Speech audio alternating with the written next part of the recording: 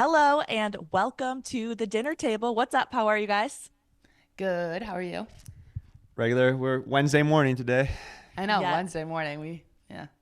yes. Good morning, Cam. How was Colorado and cheering on the Buffs? We had a blast. It was a family weekend out in Colorado. We went to go visit our youngest sister, McKenna. Carly's husband, Jake Lanen, made the trip. It was a blast. We had a ton of fun, watched a bunch of college football, and got to enjoy some frat parties. And it's amazing that McKenna's in her senior year at Colorado. So one of the last times we'll get the chance to go out there. Probably the next one will be graduation, and that's it. So It's insane. She graduates in December, but she won't walk until May. So we're excited for her. She graduates in 3.5 years, which is really cool. And then we'll all go out there probably, right, Carly? Could you in Yeah. May? Yeah, yeah, hopefully. what's your plans, Car? Yeah. You know what you're doing in May? No, but Cam, for real, did you hold up at those frat parties with the beer bong Yeah, and stuff? it was much. So last year we did actually like the real frat where they're dancing and Yeah. have the bull riding and stuff. This year it was more. I guess Tame. McKenna's graduated to now her senior year, Yeah, so she's the boss. it was house parties and it was much more of a family atmosphere. So I will say some of the parents didn't maintain their alcohol level as well as the Really? students did Oh my actually. So gosh. That's classic. That's funny. So Colorado, they're ranked now after that game. You guys didn't go, but any Mhm. thoughts on Colorado? Well, Shadur Sanders looked great. What was he, 25 for 30 for over 300 yards? And yeah, I mean, it's pretty fun. You know, obviously in the last 10 years they haven't been doing well, and now the whole campus is buzzing, and Prime's got their team in the top 25 with a great quarterback who I agree with him should be in the Heisman contention. Yeah. So yeah, Yeah. they were rolling. Isn't it awesome? Like there's so many stars that you're like, man, there's so much pressure on their kids like to be great, and then they're not even really that good. But then now for the Sanders, like just to have like obviously a great father, like as in like NFL player, and then you have like these sons that are terrific right now and killing it. So it's amazing to see, and they're taking the pressure well. I'll be interested to see what happens with them after the season. Obviously, Shadur is going to go to the draft, and then what happens with Coach Prime? Is he going to stay there in Colorado or go Yeah. with him to the NFL? People are saying. What if could he be took a head interesting. coaching job in the NFL wherever Shadur went? God, that'd be so interesting. Yeah, I wonder One if of those teams is going to be, one of the worst three teams in the NFL. Right. So they're probably going to fire their coach. Yeah, I just don't know if I can see him coaching in the NFL, but yeah, that's interesting. Colorado's definitely set up in a good position. They could make the college football playoffs. I feel like everyone wants to see Colorado in it, so Totally. it'll be interesting to see what happens. Chloe, there is so much news right now around the WNBA. Yeah, it's crazy. I mean, on this topic of coaching changes, so there's 12 teams in the WNBA, and including now this 13th team that's been added for the Golden State Warriors. That same organization. It's called the Valkyries, so it's along the same organization as the NBA, out in Golden State. So it's gonna be awesome. But we have now 7 coaching spots to fill, which is unbelievable. It's just one after the other. The most recent was Stephanie White of Connecticut Sun, who was Coach of the Year last year. Her team made it to the semifinals this year. Connecticut Sun and Minnesota Lynx had a great rivalry this playoffs, and it was a shocker to see Stephanie White getting let go, but it was an agreement between the two. So Stephanie White agreed to part ways with Connecticut Sun, so it doesn't seem as crazy anymore because she used to play for Indiana Fever and coach for them for a little bit on the assistant side. And so it's going to be really interesting if Stephanie White becomes the next Indiana Fever head coach, and that might be the reason that she parted ways. So there's kind of background stories to all these different coaches being let go or deciding to get let go at the same time. And it's going to be really interesting to see who fills the spots. But I know a lot of Indiana Fever fans would be excited to see Stephanie White come back and coach. But I do feel bad for Christy Sides, who is Indiana Fever head coach and broke records for the program this year and had the most amount of consecutive home wins in a row and made it to playoffs. She's got to be bummed because it's like they're right on the verge probably of getting to that next level. Yeah. And then she gets let go after the season. I thought that she did a pretty good job with them too. Yeah, I mean, wonderful job. In the beginning of the year, she was getting so much hate, and they obviously weren't doing very well. And then they stepped up and went on this huge run and Caitlin did her thing, but I mean, that's definitely a coaching change by any means. Like, in the midst of the season to figure out what they need. They came back from an Olympic break and went on a crazy run. So, that Chrissy Sods was sat down with her assistants and made adjustments. And, so yeah, I do feel terrible for her. She tweeted and said, "Leave it better than you found it," with a peace sign, which I do feel like is true. Yeah. Exactly. So these W coaches do not hold back. They do not hold back. It's amazing to see, and so we'll see the teams that they have to fill this year. So Connecticut Sun, Indiana Fever, like we talked about, Washington Mystics, Dallas Wings, Atlanta Dream, Chicago Sky, and Los Angeles Sparks. So, I mean, majority of the WNBA, which is it would be nice to see the Sparks get relevant again. I hope they hire somebody who's good. Yeah, they had Kurt Miller, Kurt Miller was the Connecticut Sun coach before Stephanie White. So a lot of Connecticut Suns connections to getting let go, honestly, which is kind of interesting. But yeah, Los Angeles Sparks could be really interesting next year. They could have Cameron Brink come back from her ACL injury. They could draft Paige Beckers #1, and they have Rakia Jackson, who's another phenomenal rookie. So they've been placing all these pictures around of those top 3 that could potentially be on the Los Angeles Sparks. So they're definitely on the upcoming.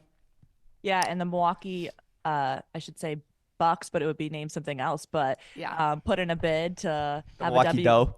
Milwaukee Doe. to have a WNBA team, and everyone's been saying, is Chloe gonna play? I know. Oh my God, I wish. That would be so exciting. It kind of makes me sad, honestly. Like, Seriously. It's like I'm 2 years too late to have all these new WNBA teams come out and have more of an opportunity. But it's awesome for these players, college players right now and overseas players that have this opportunity now. There's 10 new cities, including Milwaukee, that put in a proposal. So it'll be interesting. You got to think if they don't get it for this year, that it's coming soon, because I think it would be real popular in Milwaukee. Obviously, you have such a great arena where they could play. And the environment around it. Like, even when I was asked about just like how the fans were at Marquette, it's like we knew every single student's season ticket holder, and then we knew their kids, and then they were just so devoted to us and women's basketball. And so you can only imagine those fans continuing to grow to that next level in the professional. And Milwaukee just loves sports, and they obviously do really well. And so it'll be interesting to see. I hope it'd be fun. It'd be fun having something else in the summertime there that we could watch basketball. Right? I know. So it'll be fun. All right, for the next course on the dinner table, and we are flying through this because I should say that we are going to have Matt Lepay on as a guest, the voice of the Badgers. So stay tuned for that. I should have said that in the beginning. But for the next course, what'd you guys think of the Dwyane Wade statue? I'll have to put the picture up right there. Yeah, seriously. I mean, you've seen all the memes on social media. As soon as as soon as the curtains went down, my buddies were texting us in the group chat. I mean, it's just interesting. It's like, who signed off on that? It seems like D Wade actually was like okay with it. He's like the only one that was okay with it. I know. And did you hear him the other night with the press conference and saying, like, it doesn't matter if it doesn't look like me? It symbolizes kinda. I'd want my statue to look like me a little bit. It's like an old version of him. I know. With like a beard, and his face is square and not oval. Like, I don't know. And like no teeth. The teeth is what like got me messed up, because basically his teeth are like so perfect, whether they're like veneers or not. They're like the most perfect teeth in the world. And then this statue is like, so interesting. I'm genuinely curious, like, can you take that down and redo it? Like, I know. I was like, let's get a little editing in there, but it has to be so expensive. Who signed off on they had to have sat down with the architects of it and like, here's the digital renderings. Are we good to go with this? I'm sure actually D Wade probably was like, yeah, that's good. Let's do it. Yeah, and D Wade's just saying like it's a super complicated process, and they said he was in it. They said it was like 800 hours of work, and he was in it for 16 hours of it or something like that. And they said specifically he saw the face before, because the rest of it's fine. It's really just the face. But Randy said he was waiting for Ashton Kutcher to come out like it was someone was getting punked. Because I do remember that one statue reveal of David Beckham when they actually made fun of him, and they were gonna do his statue reveal, and they had a fake statue that didn't look anything like him. That would have made sense. Yeah, it's literally like that with D Wade. Oh my God, that would have been so funny. It honestly feels that way. All right, so Cam is on the up. How are you feeling this week? Cam's locks on the up. Big weekend for the kid. 3-1 on the weekend. Only one I lost was my underdog pick, plus 200. So ended up going 3-1. Ilya Tapourier had a great fight against Max Holloway, got the win. Who else won? The Packers won. And then what was my other pick? My fourth Indiana, pick was of course. Indiana, and they got it done. Exactly. I know. And with their backup QB as well. So and all of my 3 wins were pretty much easy dubs. So it's always nice to get that done. Yeah. So now what are we overall? 4-3 overall. 4-3. Heading into week 4, and I have 2 picks for us this week. Okay, the first pick I'm going with is Ohio State to beat Penn State this weekend. Ohio State is a 3.5-point favorite at Penn State at 11 a.m. Okay. I'm going just with the money line here. Okay, so Ohio State to win outright. Because it's Cam's locked. It's not Cam's close ones. So we're just going with the win. So we're taking Ohio State there, money line. Feel pretty confident about them. Ohio State doesn't lose 2 Big Ten games in one season. So my other pick, since I gave you a favorite there for my first one, I'll go with an underdog here. I'm going to go with Pittsburgh against SMU. It's the late game on Saturday night, 7 p.m., ACC Network. Pitt's playing at SMU. It's the 18th. Pitt is ranked 18th, SMU number 20. Pitt's 7-0 against SMU, who's 7-1. So it should be a good game. However, Pitt's underdogs by 7.5 points. So I'm going to take Pitt getting the 7.5 at SMU. I just think it's too many points for a team like Pittsburgh, who's played well this year, coming off a big win this past week as well. I just saw it, and I'm forgetting, but they beat Syracuse pretty handily, 41-13.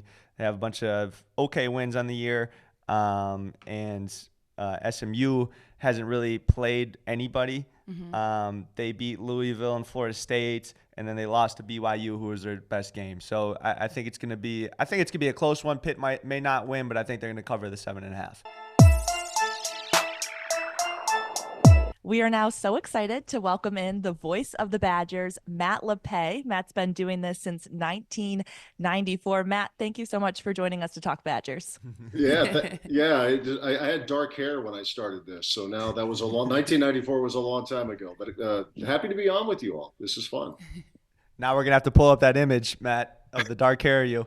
I had this really cheesy mustache and the whole deal. So yeah, it's one that I try to bury, but somebody usually digs it out of some pile. So yeah.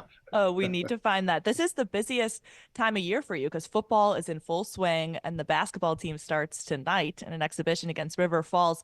How do you manage having all this going on in your life? Yeah, it's funny because I was just talking to somebody a few minutes ago. Like, I've been doing this for a while. I should be used to it, but it always hits me right between the eyes. Like, okay, here we go. Exhibition game on a Wednesday night. The football team has a bye week next week, but there are 3 more basketball games to start the season. But it's fun. It's not heavy lifting. You try to work ahead a little bit with this so you're not stuck preparing for Holy Cross at 3 o'clock on a Monday afternoon when they're playing at 7.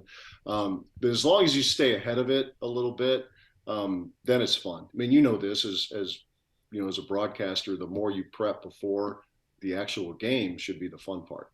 Yeah, definitely. So we're going to get into football first. It's been a fun season so far, especially in this new Big Ten. I feel like there's just big game after big game after big game. And Wisconsin's coming off that tough loss to Penn State.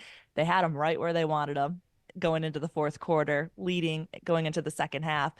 What do you think, from your perspective, it's going to take for the football program to kind of get over this hump to get that first big ranked win in the Luke Fickell era? I just wonder how much of this is from the neck up with this program, the confidence level. Penn State's really good. If you're going, man for man, Penn State is a more talented team, but we've seen that in years past with Wisconsin teams where the other guys might be better, but you don't make a lot of mistakes. You don't commit penalties. You don't turn the ball over. You don't help Penn State. And Wisconsin's still in that stage right now. And I think this happens when you're in that muddled middle which is where they've been for the last few years. Not terrible by any means, but not where Badger fans of the football program are used to seeing them, maybe in the upper echelon playing in Big Ten championship games. But you think of that Penn State game, they're hanging in there, and then there's a pick six, and they come back and get a field goal, but there's just not enough left in the tank. They can't generate anything consistently on offense, and then the defense wears down. I mean, you look at the USC game in September where they were really playing well, took advantage of a short field off of a SC turnover, but in the second half just couldn't sustain it, had a turnover of their own, and just some self-inflicted stuff that when they play the better teams, it comes back to haunt them. You can get away with it against the Purdue's and, Rutgers and Northwestern. You can't get away with that when you play Penn State, and then in a few weeks when Oregon gets here. Yeah, absolutely. And one of the self-inflicted I thought was not even self-inflicted. The holding penalty on the kick return I thought was a big deal early on in the game that could have probably helped them out a little bit.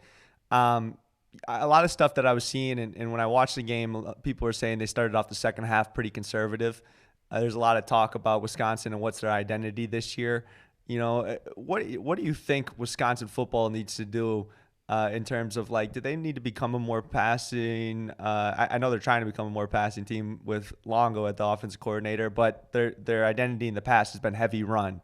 Like, what's the recipe for success there? Yeah, they're still, Cam, I'm still trying to figure out what that identity is. I mean, they threw it, I think it was 42 pass attempts in the Penn State game.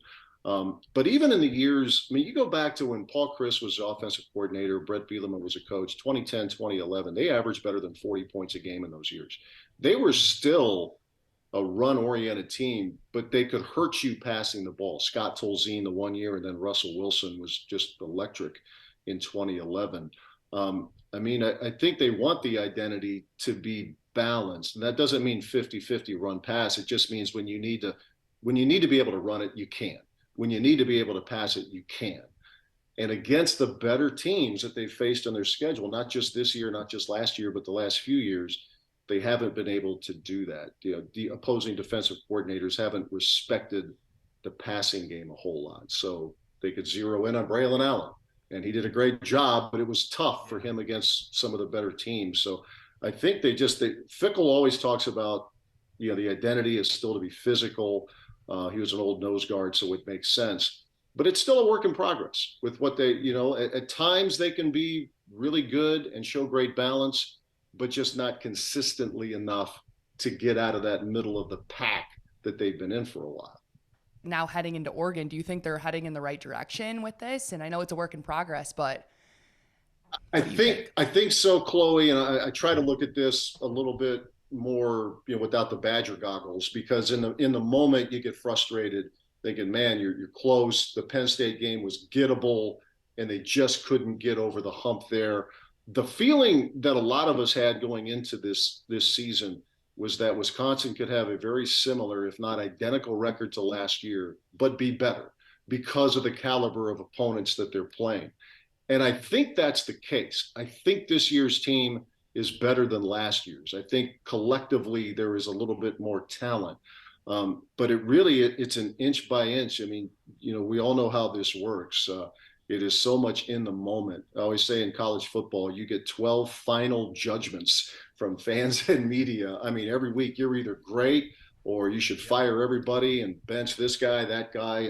But I do think they are better, but I don't know if that's going to mean that they're going to win 8 or 9 games this year. For their sake, I hope so. But the record could look very similar. But again, I do think slowly but surely they're headed in the right direction. It's just never fast enough. I want to talk to you about Braden Locke. Obviously, we talk to him every single week. I really, really like Braden. I feel like he handles himself really well. They talk about how he studies the game more than anyone. I'm just wondering your thoughts on Braden Locke, how he's handled some of this adversity. And also, I just feel like there's a lot of potential for him still. He's still young in his career. Yeah, I'm right there with you. I really like him personally. He's a good dude. And as a redshirt freshman last year, he carried himself like somebody who was maybe a fifth-year senior. There's a savvy about him. I think he has an interest in broadcasting down the road. Wants to play as long as he can. He might want to coach, but this is something that he does. he enjoys. He really admires observing somebody like Peyton Manning, and that seems to be the broadcast thing is working out pretty well for him after a pretty good playing career. But yeah, the coaches have raved about how smart he is, how he's able to get the offense in the right plays almost without exception. But at the same time, and maybe it's a lack of experience, still, there are 2 or 3 throws every game where you're going, oh no, oh no. Now you might get away with 1 or 2 of them, but there's been, as we record this, he's thrown an interception in each of the games this season. And I truly believe he's better than that. The good thing about him is that if there is a mistake, he doesn't let that drag him down. I mean, he threw a beautiful pass. His receiver helped him. C.J. Williams had a great catch laying out near the sideline. It led to a field goal after the pick six. But I think, Carly, that's the next step for Braden, is eliminate those oh no throws. If he can do that, then that could go a long way to really solidifying him as somebody who could lead this team going forward. It's such a fine line with that. We talk about that with Jordan Love all the time, actually. It's like you want to be aggressive, but all of a sudden, if you take it a step too far, that aggressiveness turns into a pick six. I know, like taking risks, but then it's like, oh man, you know? Yeah. And when you're saying like limiting the interceptions could make him, the next level, and we're talking about the same thing. I was thinking the same thing with the Packers. So. Well, no, it's a great point, because I try to tell folks that if you see crazy things on Sunday, then why are we surprised when we see them on Saturday? Mm-hmm. If it's a punt return guy in the NFL catching a punt going backwards at the 2-yard line, it's like, how can you do that? Well, okay, so we're going to probably see that on Saturday. And I think even with Jordan Love, I mean, I look at the Packers a little bit from afar here, but he's been a starter for about a year and a half. Now, I mean, it's not like he's this entrenched 5-time All-Pro. I think there's still a learning process with him, and I think the same thing can be said at the college level for Braden Locke. I like where he's come last year to this, but now that next step is just eliminating those mistakes. Wisconsin has prided itself over the years, if it's football, basketball, whatever, is trying to just be more consistently good rather than occasionally great, and it's not the highlight reel stuff, but it served them well. And I think for Braden, if he could eliminate those big mistakes, then that's a big step for him. I know you have conversations with Luke Fickell every week on the Luke Fickell show that's like an hour long, so you know him pretty well. What can you tell us about Coach Fickell, maybe that the average viewer or fan doesn't know about him? Well, the thing about him, and when they hired him at Wisconsin, I talked to a couple of my colleagues. My counterpart at Ohio State's a really good friend of mine. And then I also talked to the announcer at Cincinnati, who I don't know well. We've done a couple things together, podcasts, like we all do podcasts, right? And I said, okay, tell me about this guy. What are we getting? And they really raved about him. Like from a broadcaster's perspective, he tells you what you need to know. Now a lot of that is off the mic. It becomes like when we record these shows, when we turn off the record button, then it becomes a little bit of a production meeting. But he's very, he's really transparent. He's a good dude. And I think the fan base here is still getting to know him, because he's coaches these days can only be out and about so much. But the thing about him, and I have to remind myself this, like their 7-6 record last year was appalling to him. And I thought, okay, this is like, you're trying to build something here, but this guy's not used to this. At Cincinnati, the first year they were 4-8, and then after that they were terrific. And you consider where he played college football, where he was an assistant coach for a long time. I mean, there wasn't a whole lot of 7-6 seasons over there. So that it cuts to the soul. And I think with most coaches, it's like that. But with this guy, especially so, because it's rare. It reminds me of Alvarez when he first came here from, really good years played at Nebraska, coached at Iowa, coached at Notre Dame. That first year about killed him when they won one game. Different set of circumstances when he took the job. But no, I think Luke is a really good guy. He's just super intense. The thing I've noticed about the coaches I've worked with around here is that the personalities can differ, the messaging can differ, the volume of the messaging, but the core values are still a lot alike. Develop people, be fundamentally sound, with football be really physical. And I think the players last year, it was a jolt, because his personality and the volume of the messaging is a lot different than Paul Chryst or Jim Leonard. But now the surprises are fewer and far between, and I think they've started to come together, and they know what he's about now. Has Coach Fickell ever talked about this, new Big Ten conference and how it's affected maybe the players and their travel time and student athlete experience? I've been so curious, from before, and I guess I never looked into if Coach Fickell had talked about that or if you know any insight on that. I think, Chloe, the big thing with him is that they're not in the Big Ten West anymore.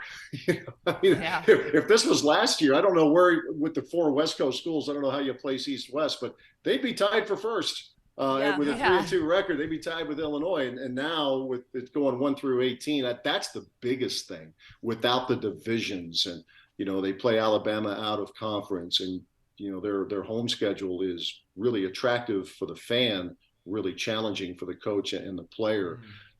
He hasn't talked a ton about the travel, although I don't know the updated statistic, but in football, if you're traveling at least 2 time zones, your record's not very good. And that is, and with football, I get it. It's, the other sports, I don't know, when the Wisconsin basketball team, they're going to play out in Southern California in late January, and they're staying there. It's going to be a 5-day stay. They're going to play SC and UCLA, which, it's commonplace in the NBA. It's a little different animal at the college level. So I think it's something that we're all getting used to. But it isn't anything that he's openly griped about. I mean, but he's been quick to remind us that there is no Big Ten West anymore. it's true. You can't lay in the weeds there and then go try to take one big swing against Ohio State or Michigan or Penn State. It's just it's a different kind of standings now. Yeah, it'll be interesting to see what Coach Gard says heading into the Wisconsin basketball season, and even just going out in January, those 5 days that you were talking about in Southern California, and then how quickly do they have to go to Rutgers or another East Coast school is going to be amazing to see. I'm interested. Yeah, it's, we all know what this is for. This is all television. It's a television show, and the realignment is football driven, and to some extent basketball. It will be, to me, do you take a red-eye charter back? Do you stay over? Do you fly back? We've seen that with some NBA teams where they stay over and then just get an early start the next day. I think all that stuff, which is the average fan is who cares? Just tell me what time the game is and I'll plop on the couch and watch it. But I mean, as those who played, both of you being college athletes, it does matter. And the sleep schedule and all of that, it's one thing to travel from Milwaukee to Cincinnati to play Xavier or to Omaha to play Creighton. It's another to go cross country. And that is going to be really interesting to see how that dynamic plays out. Especially when you stay for a while in the same place, you get used to that time zone pretty quickly. And then all of a sudden you come back and you go to the play, if they're going to go play some home games at the Kohl Center, it's a difference maker. We did that trip to UCLA. And I remember you felt like you were at the hotel for forever. I think we did a little extra stay as well. And it turns into be almost like a good developmental trip because you're hanging out in the hotel with everybody and you do kind of feel like an NBA player for a week.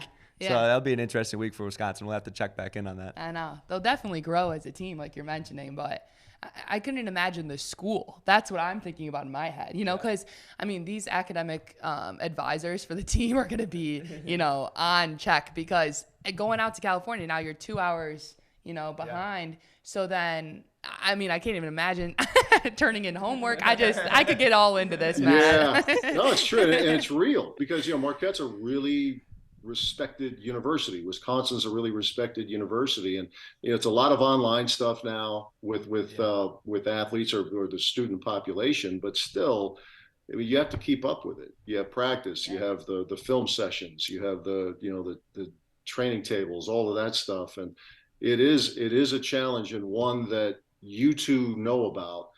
But again, the fans, they just wins the game, and the TV partners, it's give us the best time slot for this TV show. So it is it's a weird dynamic, but it's something that I didn't even know they went to class. I didn't know they went to class at Wisconsin. Actually, that was news to me. All right. Most of them do. taking over for the Marquette people here. Just getting into the Badger basketball season just a little bit.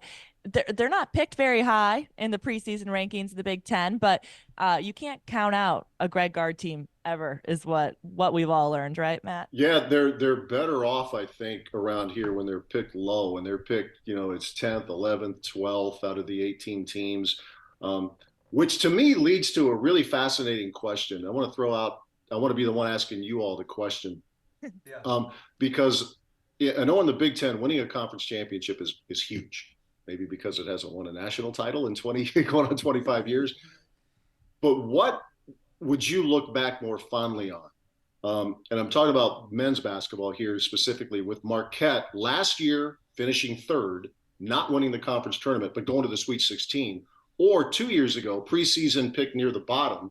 Tyler Kolek has his famous line, bleep them, and win the Big East regular season and the conference tournament, but lose in the second round of the NCAA. What do you look back on more fondly? I think anytime you get a chance to put up a banner or receive a trophy, that would be a great memory for me. We were close one year, my senior year. We lost our last game of the season to win the Big East conference outright. And I just always remember, like, that sucked. You want to go far in the tournament, but you have great memories, especially for some reason the Big East tournament on New York City is always like, it just seems like a little bit something extra. So if you get a chance to win that, and we never did as well in that as they did this past 2 years ago with Tyler and those guys, I think that was a great memory for them that they'll remember forever. And I mean, I was in 4 out of 5 Big East championship games. Unfortunately, the first couple were at DePaul against DePaul, and then the last 3 were at UConn against UConn. So it was a little unlucky with that sense. But I mean, just seeing the celebrations afterwards, and you're just looking at them like, man, I wish. I've won a regular season Big East championship, but the tournament championship on top of it is such an accomplishment. And then, for the school to be that excited. In the men's basketball a couple years ago, they had Dr. Lovell as the president cutting down the nets. Like, there's just such a special thing around it. And not often does it happen where you win both. It seems, I mean, that's tough to do. Yeah. So tough to do. I almost wish that the regular season got more credit, because regular season Big East championship or Big Ten championship is I mean, now with 18 teams, like that's a long haul. That's a long haul. I mean, that's amazing to win that. And the tournament championships is a bigger deal because of the ticket to the NCAA. So, but to throw it back on Wisconsin, I think with, like you said, Matt, with them being picked 12th, that's going to put some fire underneath them. And I think Greg Gard does his best work when they're undervalued. He's been fascinating because you look at him and he's is unassuming, right? Maybe doesn't have that presence that other coaches have, but this guy's tough, and they've done a lot of their best work when it's looked the bleakest. A few years ago, Kobe King transfers in January, and the wheels seem like they're falling off, and then they come back, and that was the year that COVID shut down everything, including the NCAA tournament. But Wisconsin won a piece of the Big Ten championship. And, a couple of years later, there was the leaked audio of the team meeting, and again, disarray. And they were picked 10th. People didn't know how good Johnny Davis was, I guess. And then they ended up winning a share of the league title. But to your point, I think staffers would tell you that winning a conference championship is so big. We all know the national media, it's all about March, and so people start watching college basketball in March. Well, a lot of other people are watching it in November. And when they beat Purdue here a few years ago, Chucky Hepburn banked in a shot, shot, but he made it. And the place was crazy. I mean, the atmosphere, Carly, I think you were in the building, right? Yeah. It was, the atmosphere in there, when you can do something on your home floor, do something over 20 games, we all know that cutting down the net in April is the ultimate goal. But man, there's something to be said for conference championships that you all know. I don't know how many average fans know, though, how important that is. Matt, you sit in on most of the Badger practices, so you've seen this new look team. There's a ton of new faces on the team.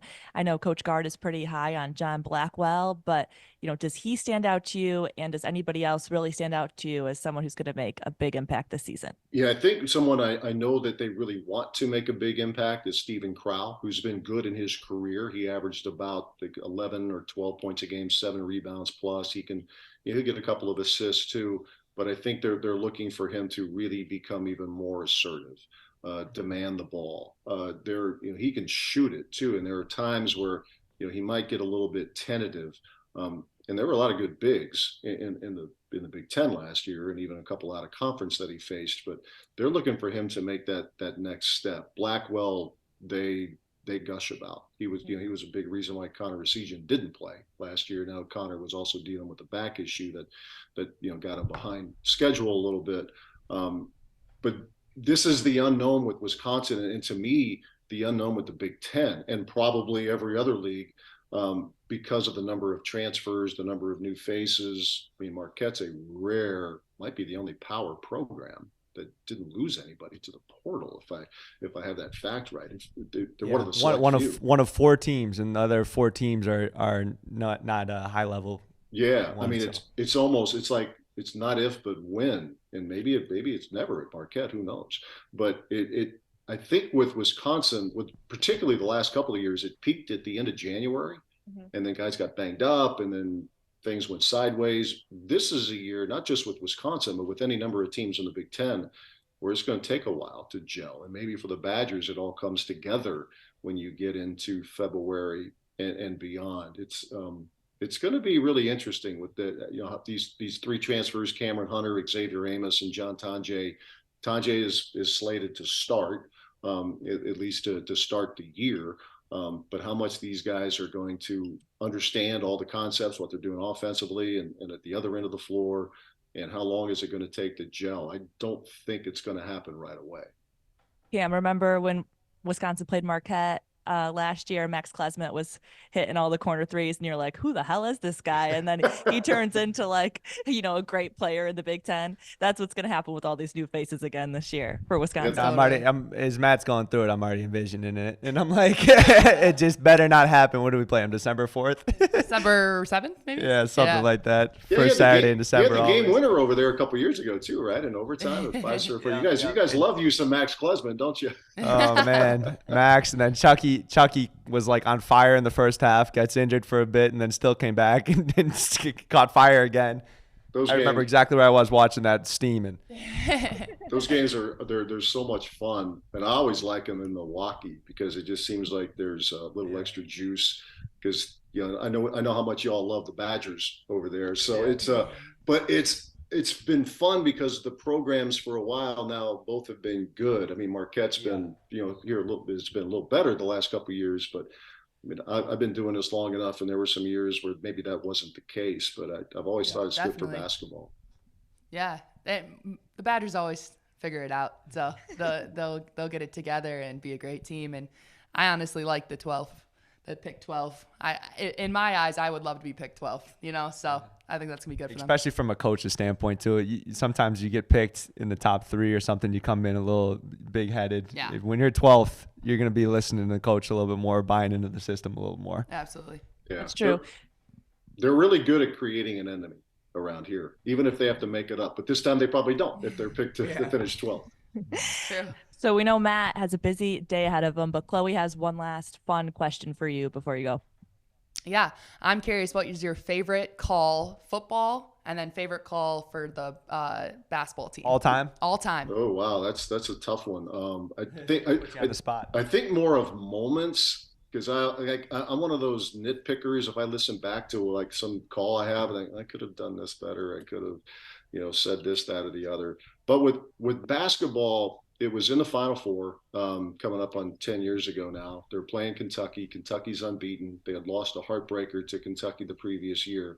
The game is tied late. Sam Decker hits a step-back 3 for the lead, and he took what I think was the only charge of his career at the other end of the floor. That was an unbelievable moment. The whole atmosphere down in Indianapolis for that was just crazy.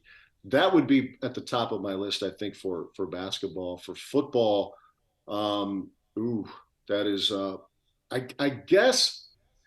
I mean, there's a lot I could pluck out of here. If you ask me in a week, I might give you a different answer, but they could use some fresh material. But I think back of in 2010, they're playing Ohio State. Ohio State came in here ranked number 1, unbeaten, and every platform of ESPN was here.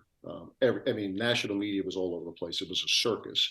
It was a beautiful night, and David Gilreath took the opening kickoff and ran it back 97 yards. That still might have been as loud as it's ever been at Camp Randall. But the day that Melvin Gordon ran for 408 yards was pretty good too in 3 quarters.